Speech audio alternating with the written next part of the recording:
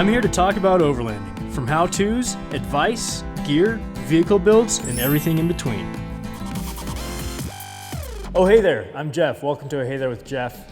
Today we're talking about camera gear you can use to document your travels. Now, I'm not an expert on this topic, but we have someone who is. That's Nathan Norby. He is our assistant editor. He has edited our Central America expedition, Return to the McKinsey, and he's also behind the camera and editing all the Oh Hey There's. He also has done a big trip up to Alaska on a motorcycle. So, without further ado, here's Nathan Norby. You should do just something like, okay guys, let's jump right into it. Just get going with it. Don't say that. I think this camera's... Okay, so I'm just gonna hop right into what I carry in my personal camera bag when I'm documenting a travel. So this is a Rode shotgun video mic. What it does is it concentrates your sound onto your subject. And this is the Zoom H1. It's for plugging in your lav mic and doing recording that way.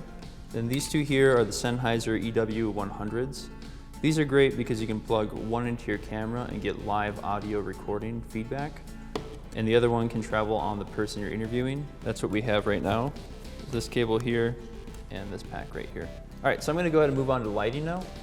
LED lights have come a long ways, and in my opinion, they're totally awesome. These cost about $50 a piece, and they're good just for kicking a little bit of light on your subject. These are only battery powered. You can't plug them into the wall, but they do make versions that are wall pluggable that can be continuous for lighting. Another little inexpensive tool is your bounce. These are great for kicking light on your subject, or it has a diffusion screen, so if it's too bright, you can put more of a shadow on your subject. So let's move on to storage options. I recommend getting a 4 terabyte external hard drive. From what I found, money-wise, you get the most storage per dollar with a 4 terabyte hard drive. Then for SD cards, I recommend getting 2 64 gigabyte SD cards per camera. Okay, so let's go ahead and move on to cameras. For my kit, I've decided to run with 2 different cameras. One so I can have a wide angle lens on one camera and then a zoom lens on the other camera. This allows you to just reach into your bag and get a wide shot if you need to, or you can get a zoomed in shot just at the grab of a camera. As far as bodies go, I've decided to go with the Sony a7S1. The reason for this is it has a high dynamic range, which kind of gives you that cinematic image in a full frame. So a real quick overview of what dynamic range is. Basically, it's your fade from dark to light. So if you have a high dynamic range, your darks are going to naturally progress into the light spots. If you have low dynamic range, it's going to be more chunky. Your blacks aren't going to have a smooth transition into your whites. It's going to be black and white. The GH4, on the other hand, doesn't have as high of dynamic range, but it does have 4K video as well as some slow motion frame rates. Slow motion is great because it can give you an emotional response to the image that you're making.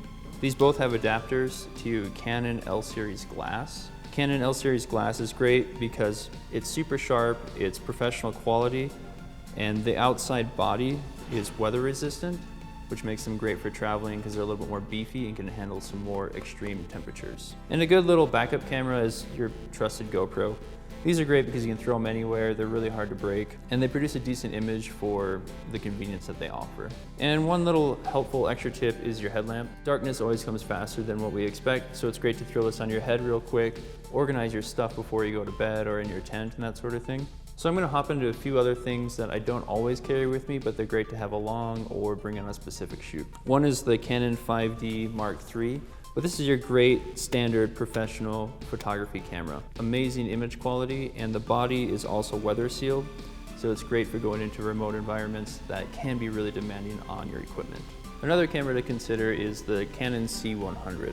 This is a great documentary style camera because it's got the great handhold.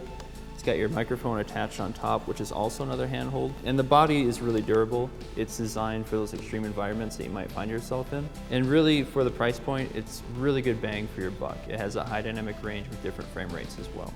So there you go. There's a few camera options for you to consider. I hope that helps some. If you have any questions or comments, go ahead and leave them below. I'll do my best to answer them. If I can't, I'll make Jeff do them.